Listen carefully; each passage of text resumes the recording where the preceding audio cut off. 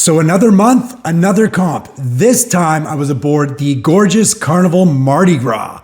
How much did it really cost though? Let's find out.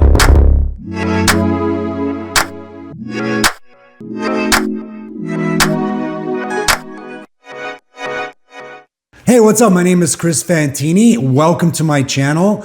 I've spent the last 3 or so years navigating casino comps from the world's biggest cruise lines to try to figure out how to get on ships for less and then also how to spend less when I'm on the ships. So this time it's all about Mardi Gras from Carnival. It was a 7-night cruise. I got an interior cabin for free, which means no cruise fare. And I also had drinks while I was in the casino.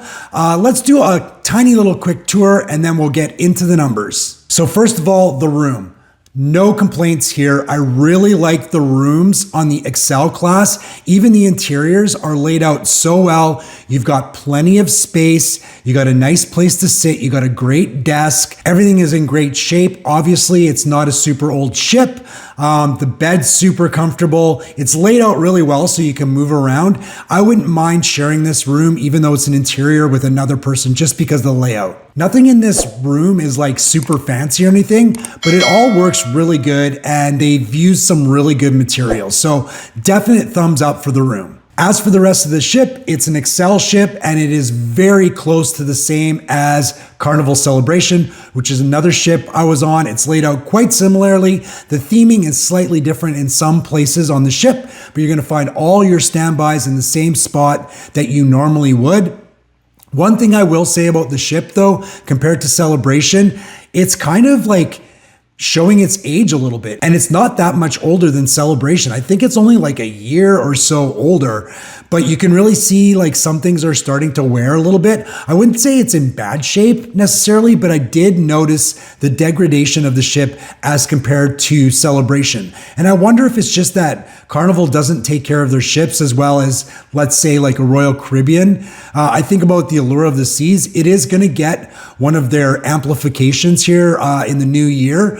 But even if you go on it now, even though it's one of the older Oasis class ships, it's still maintained really nicely. It's in really good shape.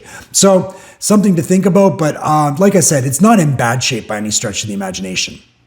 As for the casino, it's almost identical to Celebration. It's laid out exactly the same finishes. All the slot machines are in the same spot. Of course, the machines are a little bit different between the two ships, but I'm showing you a little bit of B-roll here from Celebration because I couldn't get into Mardi Gras to film the casino floor because I just didn't have a chance when it was closed. And of course, I didn't want to start filming when there's people actively playing. And of course, a quick little shout out about the food. The food on XL class ships is plentiful and there are a ton of free options.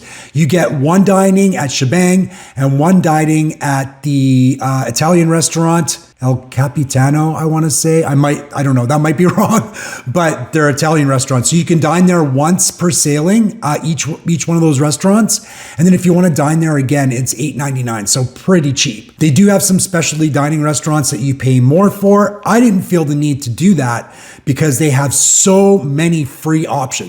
They've got a great pizzeria. They've got a sandwich shop that's really amazing. They've got Shaq's Chicken. They've got Guy's Burger Joint. They've got their Blue Iguana tacos. They've got little food trucky things. And then of course they have the Lido buffet, which has like shawarma and all sorts of crazy stuff. So yeah, you're not gonna run out of free food options on Mardi Gras. All right, let's get into the numbers. Here we go. We always start at the beginning, which is pre-cruise. Port fees and taxes, $170. My deposit, which is also onboard credit, $200.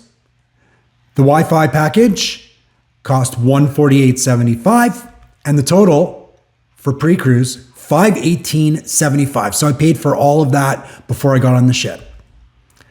All right, getting to the ship, travel to Port Canaveral.